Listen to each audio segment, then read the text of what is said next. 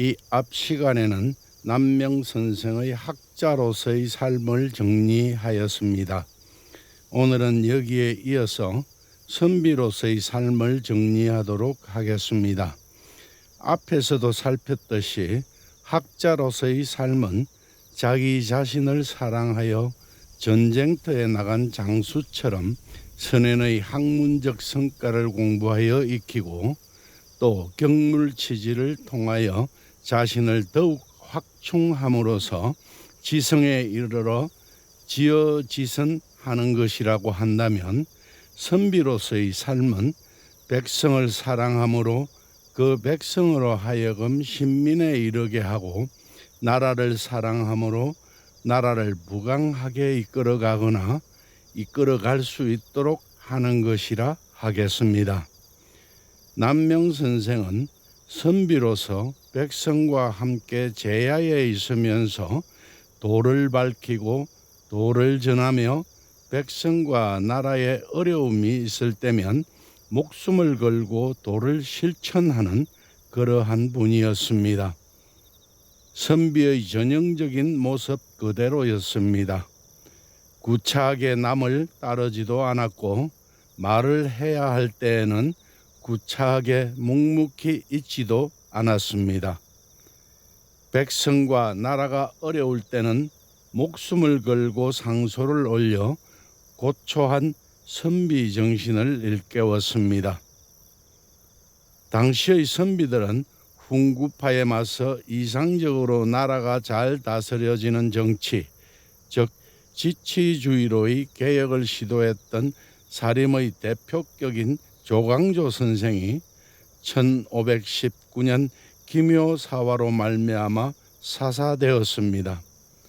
그리고 그와 함께 했던 많은 살인파 대신들이 유배감으로써 선비들이 위축되고 있던 터에 1545년 얼사사화가 일어났습니다. 얼사사화와 그 뒤에 이어 일어난 양재역 벽서 사건으로 유님 선생으로 대표되는 대윤과 유님 선생의 사위였던 이홍윤 선생, 이홍윤 선생의 아버지인 이약빙 선생, 그리고 이약빙 선생의 제자 이약빙 선생과 관련 있는 선비, 서인 등 모두 300여 명이 까닭 없이 죽임을 당했습니다. 충주의 한 고을이 텅 빌 지경에 이르렀다 합니다. 그 뒤에도 어린 명종을 앞세우고 수렴청정을 한 성렬대비 문정왕후와 그의 동생 윤원영 일파 등이 권력을 장악하고 명종의 친정이 시작되는 1553년 명종 8년 이후에도 이들의 폭정은 계속되었습니다. 이렇게 되자 유림의 선비들은 숨을 죽이고 숨어들었고 나라가 어려운 지경에 처했는데도 비판하여 말하는 선비가 없었습니다. 이렇게 되자 나라는 피폐해졌고 세상 풍조는 관존사비로 흘러간 지 오래되었습니다. 이러할 때 조정에서는 명종이 친정을 시작하면서 유림을 달랜답시고 제야 유림의 대표로 추앙받던 남명 선생을 1555년 10월 종육품직 단성 현감에 제수하였습니다. 얼묘 사직서를 올리고 나가지 않았습니다. 단성 현감에 제수되었을 당시에는 임금과 신하 사이의 엄격함으로 신하는 엎드려 왕의 얼굴조차 바로 보지 못하던 때였습니다. 이러한 때 왕과 대비의 무능함을 지적하고 그 무능함으로 나라가 이미 망할 지경에까지 이르렀다고 질책하며 나가서도 할 일이 없으니 나갈 수 없다는 내용의 사직상소를 올렸습니다. 남명 선생은 이 상소를 올리고 이미 죽음을 각오하고 있었습니다.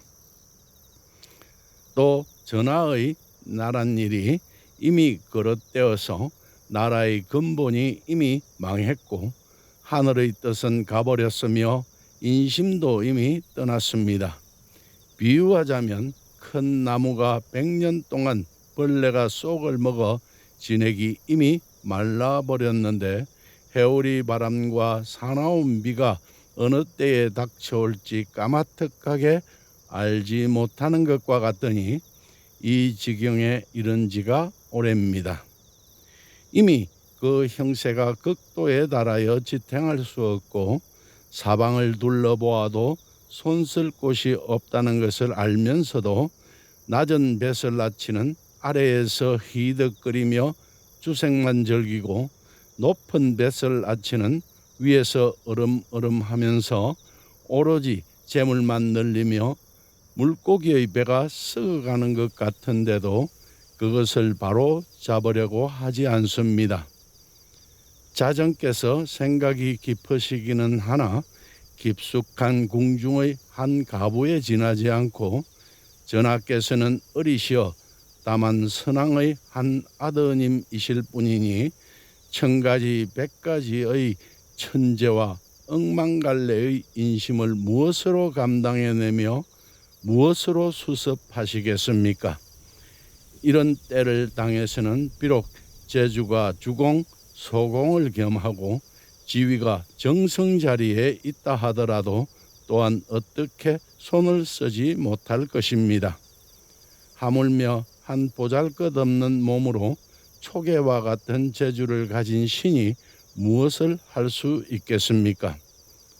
위로는 만에 하나도 위태로움을 붙들 수 없고 아래로는 털끝만큼도 백성을 보호할 수 없으니 전하의 신하 노릇하기가 또한 어렵지 않겠습니까? 평소에 조정의 제물로 사람을 임용하니 재물만 모이고 백성은 흩어져 버렸습니다. 그래서 마침내 장수의 자격에 합당한 사람은 없고 성에는 군졸이 없어서 외적이 무인지경에 들어오듯 했으니 이것이 어찌 기이한 일이겠습니까? 한마디 한마디가 간절합니다. 왕은 이 상소를 보고는 크게 화를 냈고 이 상소를 보거나 들은 조정의 신하들과 제하의 선비들은 크게 놀랐습니다. 남명선생의 상소가 대전에 들어가자 임금이 성정원에 다음과 같이 정교하였습니다. 지금 조식의 상소를 보니 비록 간절하고 강직한 듯 하기는 하나 자전에 대해 공손하지 못한 말이 있다. 이 자는 임금과 신하 사이의 어리를 모르는 듯 하니 지극히 한심한 일이다. 성정원에서 이와 같은 상소를 보았으면 신하된 자의 마음으로는 통분해하며 그 자에게 죄를 주자고 청했어야 마땅한 일이다. 임금이 아무리 어질지 못하더라도 신하로서 어떻게 차마 모욕하는 말을 할 수 있단 말인가? 나의 부덕을 헤아리지 못하고 대현을 굽히게 하려 하였으니 이는 내가 영민하지 못한 탓이다. 성정원에서는 이를 알라. 왕의 반응이 참으로 한심합니다. 손가락으로 달을 가리키니 달은 안 보고 손가락만 쳐다보며 평하는 것과 무엇이 다른가 싶습니다. 나라를 걱정하여 그러한 사실을 적어 올린 이 상소를 보고 어찌 군신의 어리만 보며 자전에 대해 공손한가만 보는가. 이러니 어찌 그의 신하 노릇을 하며 일을 하겠는가. 나라가 이러하니 다음 선조대에 이르러서는 임진왜란의 국난을 맞은 것이 아니겠습니까? 이때 이미 임진왜란의 조짐이 있었습니다. 이 상소를 보고 당시 사신은 충심으로 나라를 걱정하는 마음이 언사에 드러났는데 절실하고 강직한 성품을 숨기지 않으니 명성을 헛되이 얻은 사람이 아니라고 할 만하다. 조식은 어진 사람이로구나 하였습니다. 또 사시는 논하였습니다. 유일로 알려져서 공명을 탐하는 자들이 참으로 많다. 그런데 어질구나 조식이여 수신한 깨끗한 몸으로 초예에서 빛을 숨기고 사는 사람이다 하였습니다. 제야 유림에도 이 사실이 알려지자 얼사사와 이유로 숨죽이고 하고 싶은 말을 다 하지 못했던 선비들은 다시 일어서기 시작했습니다. 유림의 선비들을 우습게 보고 하찮은 뱃슬로 선비들을 유혹하며 살림을 달래려고만 했던 조정의 대신들은 자기들의 간사스러운 꾀가 드러나자 두려워하며 유림의 선비들을 다시 보기 시작했습니다. 이러한 공은 처사로서 출처를 분명히 하면서 선비로서 의의 실천을 감당했던 남명 선생에게 있었습니다. 이후 2번 더 불렀으나 나가지 않다가 1566년 8월 종 오품직 상수원 판관에 제수되었을 때는 서울로 향했습니다. 성렬 대비 문정왕후가 1565년 죽고 윤은영 일파가 조정에서 쫓겨났습니다. 새 시대가 열리는 듯 어릴 때 친구 동고 이중경 선생이 1565년 영의정에 올랐습니다. 이중경 선생은 17살에 만나 어릴 때부터 함께 공부하던 친구였습니다. 남명 선생이 거처를 김해 산해정으로 옮긴 다음 해인 1531년 10월에는 심경을 보내주기도 하였습니다. 훌륭한 인품에 대해 알고 있는 친구였기에 이런 친구가 영의정이 되었으니 하고 조정에 대한 기대감도 어느 정도 가지고 있었을 것으로 여겨집니다. 그해 10월 7일 대궐에 들어가 임금을 만나 숙배하고 사정전에서 치도의 방책을 아뢰었습니다. 임금을 만나고 함께 하기 어렵다는 것을 확인하고는 10월 11일 벼슬을 사양하고 돌아왔습니다. 선생의 이러한 생각은 시 정별대곡, 대곡과 작별하면서 줌을 통해서 알 수 있습니다. 선생이 부름을 받았을 때 친구인 대곡 성운 선생도 함께 부름을 받았는데 대곡 선생도 벼슬을 버리고 속리산으로 내려갔습니다. 남명 선생은 대곡 선생과 이별하면서 시 한 편을 써주었습니다. 정별대곡, 대곡과 작별하면서 줌, 출자 북문 동도한, 북문으로 나와 함께 한강을 건넜다. 삼동유유 성비동, 세 가지는 같던데 오직 성만 같지 않다네. 구고 학화 정심은 굽어진 골짜기에서 학이 하답하는 것 일찍 마음으로 바랐는데 천리 성분 이도궁 천리의 별처럼 떨어져 이미 길이 막혔구나.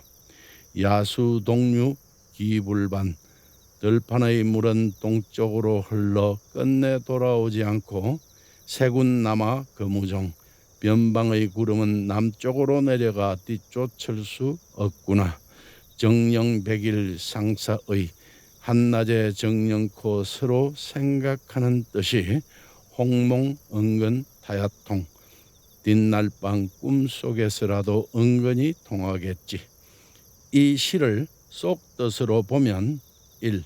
나와 대곡은 소통이 이루어지지 않는 옳지 못한 임금을 떠나 함께 한강을 건넜다. 2. 대곡과 나는 성은 다르나 자란데 마음, 덕 세 가지가 같은 오랜 친구다. 3. 임금을 만날 때까지만 해도 소통이 이루어졌으면 하고 바랐는데 4. 만나보니 임금과의 사이가 별처럼 멀리 천리나 떨어져 이미 소통의 길이 막혔구나. 5.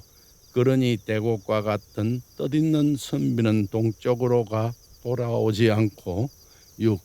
나와 같은 이는 먼저 남쪽으로 내려가 뒤쫓을 수가 없구나. 7. 헤어져 돌아와 보니 한낮에 정령코 서로 통하였던 생각하는 뜻이 8. 바로 그리워져 뒷날 밤 꿈속에서라도 다시 만나 통할 수 있겠지로 이해됩니다. 오늘은 여기까지 하겠습니다. 다음 시간은 여기에 이어서 남명 선생의 선비로서의 삶을 마무리 정리하도록 하겠습니다. 감사합니다.